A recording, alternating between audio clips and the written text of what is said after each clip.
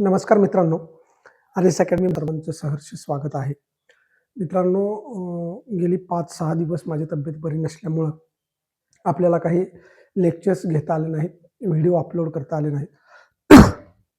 सध्या माझी तब्येत थोडीशी पूर्वपदावरती आहे आणि हिंगोली जिल्ह्याचा जो काही पेपर आहे, त्याच्यासाठी शेवटचे 10 दिवस राहिलेले आहेत. म्हणून आपण या शेवटच्या 10 दिवसांमध्ये या विद्यार्थ्यांना कोणत्याही प्रकारची अडचण येऊ नये, म्हणून आपण आजपासून पुन्हा या ठिकाणी व्हिडिओला सुरुवात करत आहे. या व्हिडिओला सुरुवात करण्या अगोदर जे आपले महाराष्ट्राचे लाडके उपमुख्यमंत्री आहेत अजितदादा पवार यांचं जे अपघाती निधन झालं त्याबद्दल आपल्या आर.एस. अकॅडमीच्या वतीनं आपण त्यांना भावपूर्ण श्रद्धांजली अर्पण करूया. आणि त्यांच्या पश्चात आता जी काही राजकारणाची किंवा समाजकारणाची जी हानी झालेली आहे ती हानी भरून काढण्यासाठी जे काही राजकारणी सध्या आहेत त्यांना सद्बुद्धी येऊ आणि चांगल्या पद्धतीचं राजकारण आणि समाजकारण या आपल्या महाराष्ट्रामध्ये या आपल्या संपूर्ण देशामध्ये घडू आणि हीच खरी या अजितदादांना श्रद्धांजली असेल, त्यांना एक आदरांजली असेल.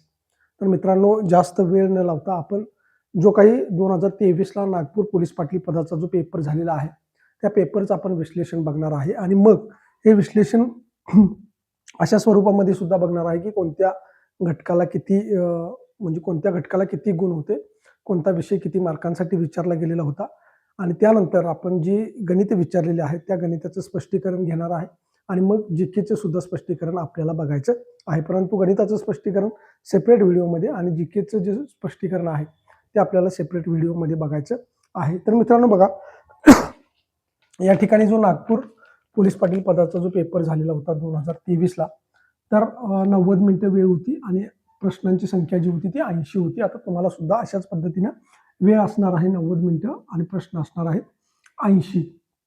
तर त्याच्यामध्ये कोणकोणते घटक होते बघा, इतिहास, राज्यशास्त्र, भूगोल, त्यानंतर विज्ञान, चालू घडामोडी, जिल्हा विशेष आणि गणित. आता मी इथं अर्थशास्त्राला टीक का केलं नाही, कारण अर्थशास्त्राला मित्रांनो एकही प्रश्न या ठिकाणी विचारला गेला नाही. त्याला 0 मार्कासाठी हा या ठिकाणी म्हणजे थोडक्यात काय की 0 मार्कांसाठी म्हणजेच हा घटकच या ठिकाणी विचारला गेलेला नाही. अर्थशास्त्रामध्ये एकही प्रश्न नागपूर पोलीस पाटील भरतीसाठी विचारला गेलेला नाही. मग बघा, जे राहिलेले विषय आहेत त्याच्यामध्ये तुम्ही जर बघितलं तर इतिहासमध्ये तब्बल 13 प्रश्न विचारलेले आहेत. इतिहासमध्ये तब्बल 13 प्रश्न विचारलेले आहेत आणि हे 13 प्रश्न तुम्हाला आपल्या ई बुकमधून कव्हर होणार आहेत आणि बाकी जे आपल्या टेलिग्राम चॅनलवरती जे काही आपण क्विज दिलेले आहेत त्याच्यामधून तुमच्या कव्हर होणार आहेत.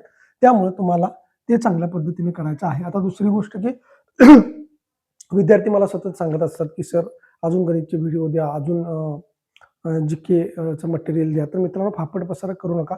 जेवढं तुम्ही जास्त वाचणार तेवढं तुमचं जास्त कन्फ्युजन होणार आहे. त्यामुळे तुमचं टार्गेट आहे की तुम्ही मुलाखतीसाठी पात्र झालं पाहिजे आणि तुम्हाला 60+ मार्क्स या ठिकाणी लेखीमध्ये घ्यायचे आहेत आणि हेच टार्गेट तुम्हाला ठेवून अभ्यास करायचा आहे. तुम्हाला 80 पैकी 80 मार्क्स मिळवायचे नाहीत, ही गोष्ट लक्षात घ्या. आणि तुम्ही जर एक्स्ट्रा वाचन करत बसला तर मग तुम्ही कन्फ्यूज होणार आणि ज्या गोष्टी तुम्हाला येणं अपेक्षित आहेत त्या तिथे परीक्षेला गेल्यानंतर चुकणार आहेत. त्यामुळं शेवटचे 10 दिवस आहेत ते अतिशय महत्त्वाचे आहेत. आता या 10 दिवसामध्ये तुम्हाला कुठलीही थिअरी वगैरे अजिबात वाचायची नाही. तुम्हाला फक्त प्रश्न उत्तर एवढ्याच टाईपनं अभ्यास करायचा आहे आणि बाकी या 10 दिवसामध्ये गणितचं जे काही मी व्हिडिओ दिलेले आहेत ते व्हिडिओ तुम्ही वारंवार बघा, वारंवार त्याची प्रॅक्टिस करा. तेवढं केल्यानंतर पुरेसं आहे. जास्त तुम्हाला एक्स्ट्रा वाचण्याची किंवा एक्स्ट्रा व्हिडिओ बघण्याची अजिबात गरज नाही.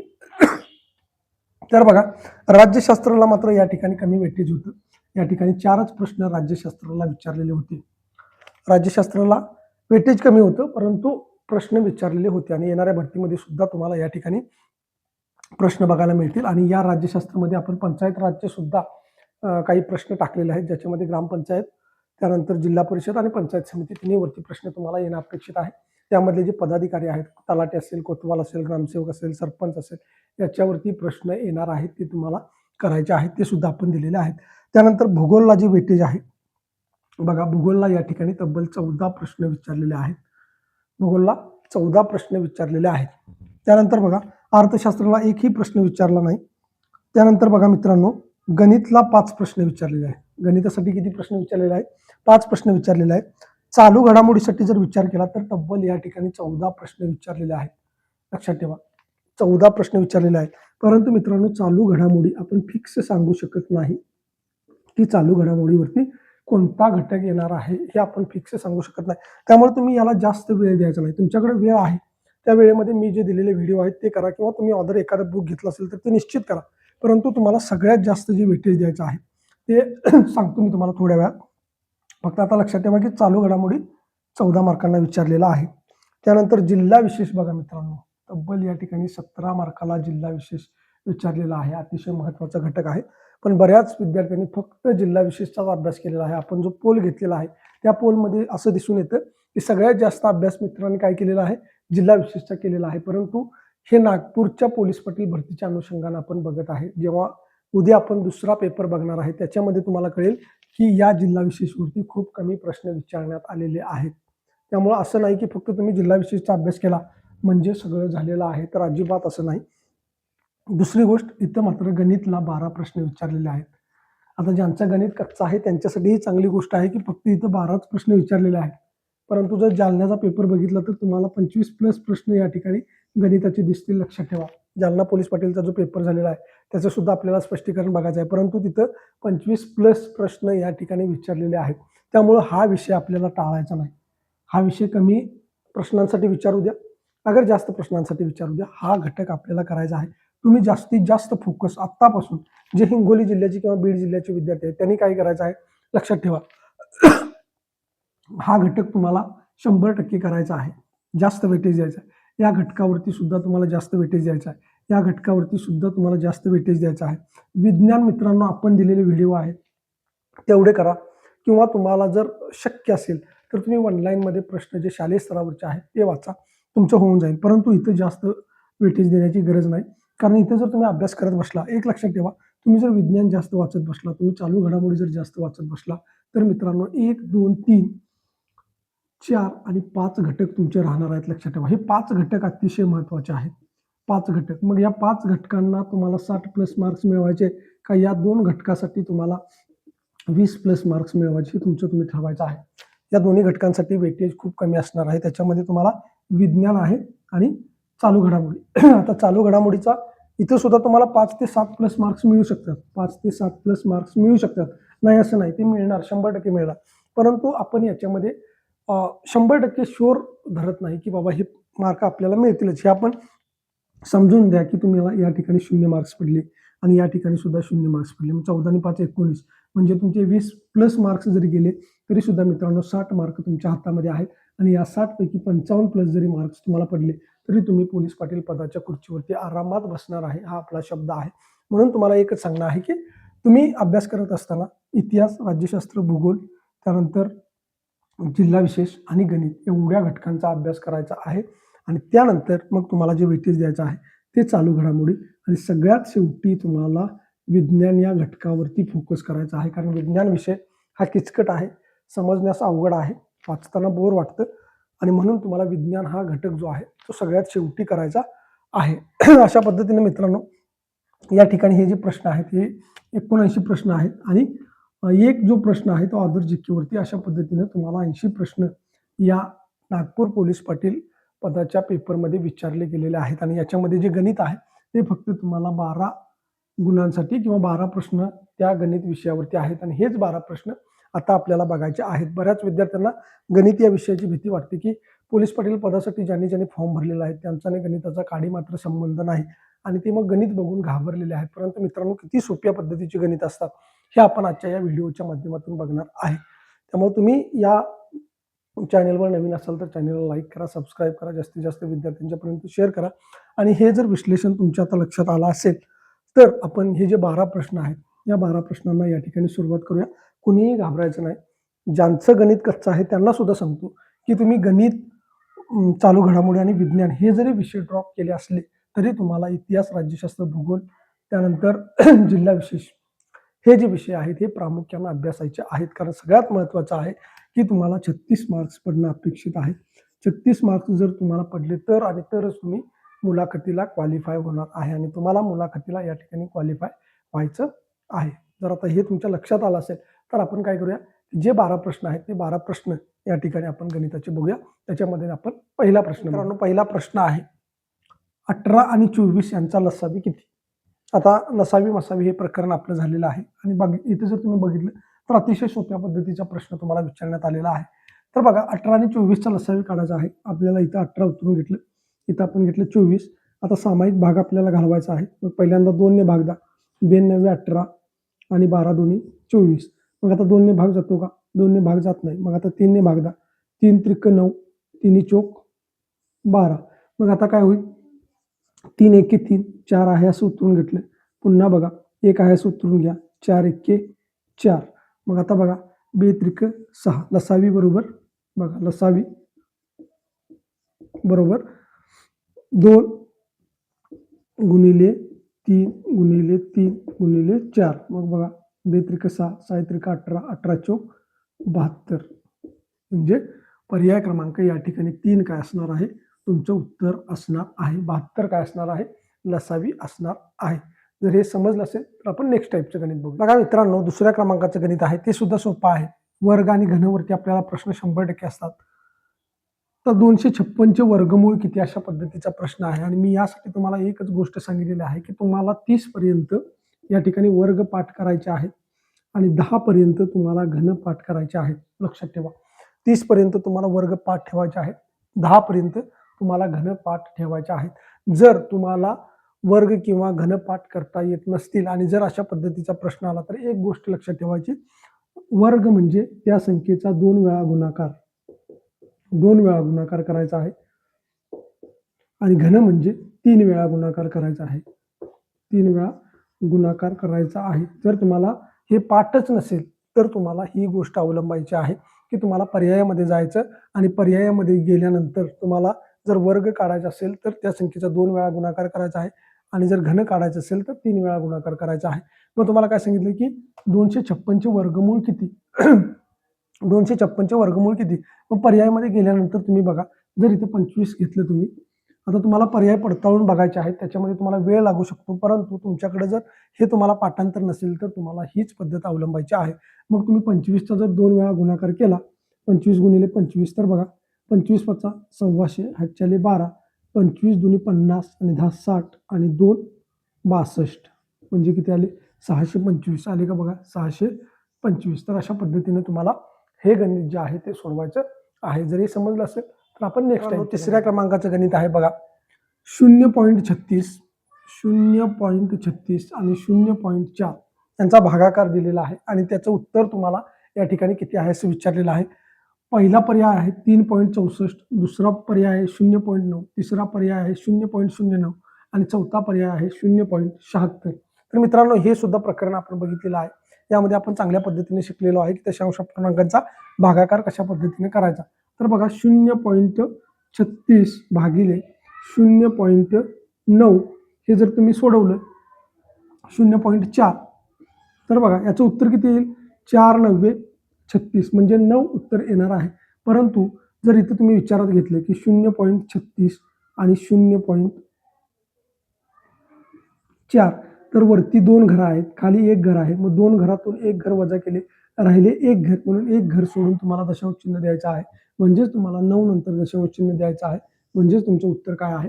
0.9, पर्याय क्रमांक 2 हे तुमचं उत्तर असणार आहे. तर आपण बेरीज, वजाबाकी, गुणाकार, भागाकार ह्या ज्या क्रिया बघितलेल्या आहेत त्या क्रियेवरती तुम्हाला 100% प्रश्न येणार आहे. त्यामुळे अशा पद्धतीचे प्रश्न तुम्हाला परीक्षेमध्ये बघायला मिळणार आहेत. म्हणून मित्रांनो, मी जे व्हिडिओ दिलेले आहेत ते चांगल्या पद्धतीने करा. तेवढे व्हिडिओ केले, जर मी दिलेली प्लेलिस्ट आणि ते 16 व्हिडिओ त्यामधले 1-2 व्हिडिओ क्लिअर दिसत नाहीत, परंतु तुम्हाला त्यामधला जर आवाज येत असेल तर तुम्ही वहीवरती चांगल्या पद्धतीने लिहून काढा आणि त्या पद्धतीने प्रॅक्टिस करा. तुम्हाला त्या 16 व्हिडिओमध्ये जेव्हा तुम्ही पेपर देऊन येणार तेव्हा त्यातला कुठलाही प्रश्न काढला तरी तुम्हाला त्या व्हिडिओमध्ये बघायला मिळणार आहे. एवढी मी तुम्हाला गॅरंटी देऊ शकतो. जर हा प्रश्न समजला असेल तर आपण नेक्स्ट टाइम चौथं गणित आहे. 24 अधिक कंसात 40 भागिले 8 अधिक 15 बरोबर किती? आता तर हे जे गणित आहे हे गणित तुम्हाला मित्रांनो कंचे भागू बेव या नियमानुसार सोडवायचा आहे. हा एक छोटासा घटक आहे. अजून 10 दिवस आपल्याकडे आहेत, त्याच्यामध्ये हा घटक सुद्धा आपण घेणार आहे. याच्यावरचे प्रश्न जे आहेत ते कव्हर करणार आहे. एक राहिलेले 2-4 व्हिडिओ जे अपलोड करायचे आहेत, जे परीक्षेच्या दृष्टीनं अतिशय महत्त्वाचे आहेत, ते आपण अपलोड करणार आहे. त्यामुळे तुम्ही काळजी करायची गरज नाही. तर बघा, यामध्ये सोडवत असताना पहिल्यांदा तुम्हाला कंस सोडवायचा आहे, कंस. त्यानंतर तुम्हाला चा ची चे, चा ची चे. त्यानंतर तुम्हाला भागाकाराची क्रिया करायची आहे, भागाकार. त्यानंतर तुम्हाला जी क्रिया करायची आहे ती गुणाकाराची क्रिया करायची आहे. त्यानंतर तुम्हाला बेरजेची क्रिया करायची आहे, बेरीज. आणि सगळ्यात शेवटी तुम्हाला या ठिकाणी वजाबाकीची क्रिया करायची आहे, वजाबाकीची क्रिया करायची आहे. मग आता हे गणित सोडवत असताना बघा काय आहे, 24 अधिक कंसात 40/8 अधिक 15 अधिक 15. मग तुम्हाला पहिल्यांदा काय करावं लागेल, कंस सोडवायचा आहे. पहिल्यांदा आपण कंस सोडवून घेऊया. बघा 24 अधिक कंसामध्ये काय आहे 40/8. मग 40/8 तुम्ही केले तर 8 1 8, 8 45. उत्तर किती आलं 5. कंस आपण सोडवून घेतला. अधिक पुढे 15 आहे असं. मग आता मित्रांनो दोन्ही ठिकाणी बेरजेची चिन्ह आहेत, म्हणजेच आपल्याला आता काय करावं लागणार आहे, बेरजेची क्रिया करावी लागणार आहे. मग बघा 24 आणि 5 29, 29 अधिक 15, 29 अधिक 15, 9 आणि 5 1404, हातच्याला 1, 2 आणि 2 4, म्हणजे 44 तुमचं उत्तर आलेलं आहे, पर्याय क्रमांक 2. तर अशा पद्धतीने मित्रांनो, अशा पद्धतीची जी गणित असतात ती तुम्हाला डायरेक्ट सोडवायची नाहीत. तुम्हाला जर अशा पद्धतीने कंस दिला असेल तर पहिल्यांदा तुम्हाला कंसच सोडवायचा आहे. आणि याच्यामध्ये जर का गुणाकार, भागाकार, बेरीज, वजाबाकी अशी जर चिन्ह असतील तर तुम्हाला या नियमानुसार पहिल्यांदा कंस असेल तर कंस सोडवा, त्याच्यानंतर चाचीची असेल तर ते सोडवा, मग तुम्हाला भागाकाराची क्रिया करायची आहे, मग त्याच्यामध्ये गुणाकार करायचा आहे, मग त्याच्यानंतर बेरीज आणि मग त्यांच्यानंतर वजाबाकी करायची आहे. हा छोटासा टॉपिक आहे, त्या टॉपिकच्या माध्यमातून सुद्धा आपल्याला हे समजावून घ्यायचं आहे. जर हे समजलं असेल तर आपण आता नेक्स्ट टाइम पुढच्या क्रमांकाचं गणित आहे जे सरळ व्याज या प्रकरणावरती विचारलेलं आहे. आपलं सरळ व्याज नावाचं प्रकरण झालेलं आहे. आता आपल्याला चक्रवाढ व्याज नावाचं एक छोटंसं प्रकरण आहे की ज्याच्यामधले काही प्रश्न परीक्षेच्या दृष्टीने अतिशय महत्त्वाचे आहेत, ते सुद्धा चॅप्टर आपल्याला बघायचं आहे. तर बघा हे सोडवायचं कसं, तर मित्रांनो सरळ व्याजाचं सूत्र आपण बघितलेलं आहे. सरळ व्याज बरोबर म गुणिले द गुणिले क भागिले 100. मग या ठिकाणी म म्हणजे काय, मुद्दल. मुद्दल किती आहे 850 रुपये. 850 गुणिले दर काय आहे 12 गुणिले कालावधी आपल्याला विचारलेला दिलेला आहे किती 4 वर्ष. भागाकारामध्ये 100. तर आता बघा ही शून्य गेली, ही शून्य गेली. त्यानंतर बघा 2 पंचे 10, 2 सक्क 12, त्यानंतर 5 एके 5, 17 पाचा 85. मग बघा 17 गुणिले 6 गुणिले 4 बरोबर किती 17 गुणिले या ठिकाणी 24 करा. मग बघा 17 चोक 68, हातच्याले 6, 17 दुनी 34, 34 आणि 6 40, 408 रुपये या ठिकाणी आलेलं आहे उत्तर. तर व्याज किती असणार आहे 408 रुपये उत्तर असणार आहे. इथं पर्याय या ठिकाणी द्यायचं राहून गेलेलं आहे, परंतु जे उत्तर आहे ते तुम्हाला लक्षात ठेवायचं आहे. किती व्याज मिळालेलं आहे तर 408 रुपये या ठिकाणी व्याज मिळालेलं आहे. जर हे समजलं असेल तर आपण नेक्स्ट टाईपचं बघा मित्रांनो, पुढचं गणित आहे SSC परीक्षेत एका मुलास 700 पैकी 504 गुण मिळाले तर त्याला किती टक्के गुण मिळाले. शेकडेवारी, नफा तोटा, टक्केवारी हे आपण सगळं बघितलेलं आहे. त्याच्यामधलं हे गणित आहे बघा. तर हे कसं सोडवायचं आहे, 700 पैकी 504, 700 पैकी 504 आणि तुम्हाला काय केलेलं आहे टक्केवारी विचारलेली आहे, म्हणून याला 100ने या ठिकाणी गुणायचं आहे. मग बघा ही शून्य गेली, ही शून्य गेली, ही शून्य गेली, ही शून्य गेली, राहिली किती आता 504 भागिले 7. मग 7 7 49 उरला 1 म्हणजे झाले किती 14, 7 दोन्ही 14, म्हणजेच या ठिकाणी 72% गुण त्याला मिळालेले आहेत. म्हणजेच तुमचं पर्याय क्रमांक 2 काय असणार आहे, उत्तर असणार आहे. तर अशा पद्धतीने मित्रांनो सोपीच गणितं तुम्हाला परीक्षेमध्ये येतात, जास्त टेन्शन घेण्याची गरज नाही. परंतु एखादं गणित जर अवघड आलं तर आपली तयारी असावी, म्हणून आपण जेवढे टाईप दिलेले आहेत तेवढे टाईप तुम्हाला करायचे आहेत. परंतु सोपी जी गणित आहेत ती तुम्हाला प्रामुख्याने या ठिकाणी करणं गरजेचं आहे. जर हे समजलं असेल तर आपण आता पुढचं गणित बघू. बघा मित्रांनो, पुढचं जे गणित आहे ते सहसंबंधावरती आधारित आहे. आपण जे अंकमालिका नावाचं प्रकरण बघितलेलं आहे त्याच्यामध्ये अशा पद्धतीची गणितं बघितलेली आहेत आणि तुम्हाला जे 16 व्हिडिओ दिलेले आहेत त्याच्यामध्ये अशा पद्धतीची भरपूर गणितं आहेत. त्यामुळे ते 16 व्हिडिओ तुम्हाला बघणं गरजेचं आहे. आता या ठिकाणी अशा पद्धतीची जर गणितं आली तर तुम्हाला ती सगळ्यात शेवटी सोडवायची आहेत, कारण इथं परीक्षेचं प्रेशर, त्या पेपरचं प्रेशर आपल्यावरती एवढं असतं की अशा प्रश्नांमध्ये आपलं डोकं चालणं खूप कठीण होऊन जातं. म्हणून जे अशा पद्धतीची गणितं आहेत ती तुम्हाला सगळ्यात शेवटी सोडवायची आहेत. आता हे जे गणित आहे हे मी तुम्हाला डायरेक्टली सांगणार आहे. तुम्हाला जर अजून याच्यामध्ये काही दुसरा पर्याय सुचत असेल, जर दुसऱ्या अँगलने याचं उत्तर निघत असेल तर तुम्ही मला ते कमेंट बॉक्समध्ये सांगायचं आहे. परंतु याचा जर विचार केला तर 2ला 7 तर इथं कोणती संख्या येईल जेणेकरून त्याचा संबंध त्या 112शी येईल. तर बघा इथं मित्रांनो 2 गुणिले जर 3.5 केलं, 2 गुणिले जर 3.5 केलं तर उत्तर किती येतं 7. तर अशी कोणती संख्या आहे की जिला 3.5 ने गुणल्यानंतर तुमचं उत्तर 112 येणार आहे. तर ती संख्या मित्रांनो आहे 32. तुम्ही करून जर बघितलं तर 32 गुणिले जर 3.5 तुम्ही केले तर याचं उत्तर 112 या ठिकाणी येते. तर असा सहसंबंध या ठिकाणी त्यांनी लावलेला आहे. जर तुम्हाला जर दुसरा कोणता सहसंबंध सुचत असेल तर तुम्हाला कमेंट बॉक्समध्ये निश्चितपणे सांगायचं आहे. तर इथं काय केलेलं आहे, या संख्येला 3.5 ने गुणल्यानंतर दुसरी संख्या येते 7. तर मग इथल्या संख्येला 3.5 ने गुणल्यानंतर 112 यायला पाहिजे. मग पर्यायामध्ये जर तुम्ही 32ला 3.5 ने जर गुणलं तर तुमचं उत्तर 112 येणार आहे. म्हणजे याच्यामध्ये जो संबंध आहे तोच संबंध या दोघांच्यामध्ये लागू होतो. परंतु एकाच प्रश्नाला अनेक सहसंबंध या ठिकाणी लागू होत असतात. त्यामुळे तुम्हाला जर तसं काही सुचलं तर तुम्ही मला कमेंट बॉक्समध्ये निश्चितपणे सांगायचं आहे. जर हे गणित समजलं असेल तर आपण पुढच्या क्रमांकाचं गणित आहे. सरासरी या प्रकरणावरती हे गणित आहे. 14.31, 16.4 इथे तुम्हाला दिसत असेल 16.4, 13.13, 12.24 या संख्यांची सरासरी किंवा मध्यमान. मध्यमान आणि सरासरी हा एकच शब्द आहे, लक्षात ठेवा. आणि आपलं सरासरी नावाचं प्रकरण जे आहे ते झालेलं आहे. मग सरासरी म्हणजे काय असतं मित्रांनो, तर सरासरी बरोबर सर्व संख्यांची बेरीज, सर्व संख्यांची बेरीज भागिले एकूण संख्या, एकूण संख्या. मग सरासरी आपल्याला काढत असताना आपण सर्व संख्यांची बेरीज करून घेऊया. बघा इथे घ्या 14.31, त्यानंतर 16.4 म्हणजे 16.40, त्यानंतर 13.13 आणि आहे 12.24. मग बघा 4 आणि 3 7 आणि 1 8, 2 आणि 1 3 आणि 4 7 आणि 3 10शी 0 पॉईंट. हातच्या घ्या 2 आणि 1 3 आणि 3 6 आणि 6 12 आणि 4 16शी 6, हातच्याला 1 आणि 1 2 3 4 आणि 5 56.08. म्हणजे सर्व संख्यांची बेरीज किती आली 56.08. आणि एकूण आता भागाकारामध्ये सर्व संख्या किती संख्या आहेत बघा 1 2 3 आणि 4. तर भागाकारामध्ये आता या ठिकाणी किती येणार आहे 4. मग हे जर तुम्ही मित्रांनो सोडवलं तर बघा 56.08 भागिले जर 4 केले तर बघा 4 एके 4 उरला 1, त्याच्यावरती उतरून घेतलं 6, 4 चोक 16 उरला 0.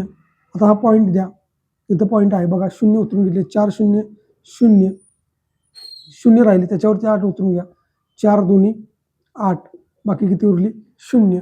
म्हणजे तुमचं उत्तर जे आहे ते 14.02 या ठिकाणी म्हणजेच पर्याय क्रमांक 2 हे उत्तर आलेलं आहे. तर अशा पद्धतीने सरासरी प्रत्येक टॉपिकवरती मित्रांनो तुम्हाला सोपीच गणितं येणार आहेत, जी की तुमच्या पोलीस पाटील भरतीच्या लेवलचीच असणार आहे. त्यामुळे तुम्ही MPSC UPSC तलाठी इतर सरळ सेवा या टाईपची गणितं करत बसू नका. विद्यार्थी मला मेसेज करतात की सर आम्हाला अजून व्हिडिओ द्या वगैरे वगैरे. तर जास्त फापट पसारा तुम्ही करत बसला तर तुमचे जे सोपी गणितं आहेत ती राहून जाणार आहे. तुम्ही जास्त अवघड गणितं टार्गेट करू नका. परंतु ज्यांचा अभ्यास झालेला आहे त्यांनी निश्चितपणे करायला हरकत नाही. परंतु आधी बेसिक ज्या गोष्टी आहेत त्या करा आणि मगच तुम्ही पुढच्या लेवलची गणितं सोडवण्याचा प्रयत्न करा. जर हे समजलं असेल तर आपण पुढचं गणित बघूया. मित्रांनो पुढचं जे गणित आहे ते नफा तोटामधलं आहे. राम भाऊनी एक मोटरसायकल 15,600 रुपयास विकत घेतली. ती विकल्यामुळे त्यांना 16% नफा झाला. 16% नफा झाला. तर त्यांनी ती मोटरसायकल किती रुपयास विकली. आता त्यांनी विकत जी घेतलेली होती ती मित्रांनो कितीला घेतलेली होती 15,600 रुपयाला विकत घेतलेली होती. आणि ती विकल्यानंतर त्यांना काय झालेलं आहे, आता त्यांनी ती सायकल विकली परंतु किती टक्के नफ्याने विकली तर 16% नफ्याने विकलेली आहे. म्हणजे गुणिले 16/100, कारण त्यांना 16% या ठिकाणी नफा झालेला आहे. मग 16% जर नफा झालेला असेल तर बघा ही 0 गेली, ही 0 गेली, ही 0 गेली, ही 0 गेली. मग आता 156 गुणिले 16 बघा 156 गुणिले 16, 16 सक्क 96शी 6 हातच्याले 9, 16 पंचे 80 आणि 9 89, हातच्याला 8, 16 एके 16, 16 22 आणि 2 24, म्हणजे 2496 रुपये त्यांना नफा झालेला आहे. 2496 रुपये त्यांना नफा झालेला आहे. मग त्यांची खरेदी किंमत किती होती या ठिकाणी? 15,600 आणि त्यांना नफा झालेला आहे 2496. म्हणजे या ठिकाणी आता त्यांची विक्री किंमत जी आहे ती किती बघा?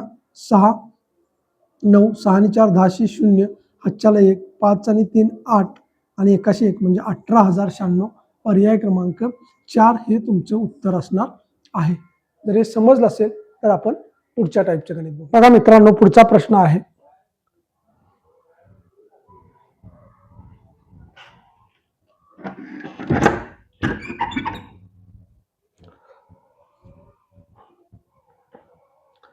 बघा मित्रांनो, पुढचा प्रश्न आहे.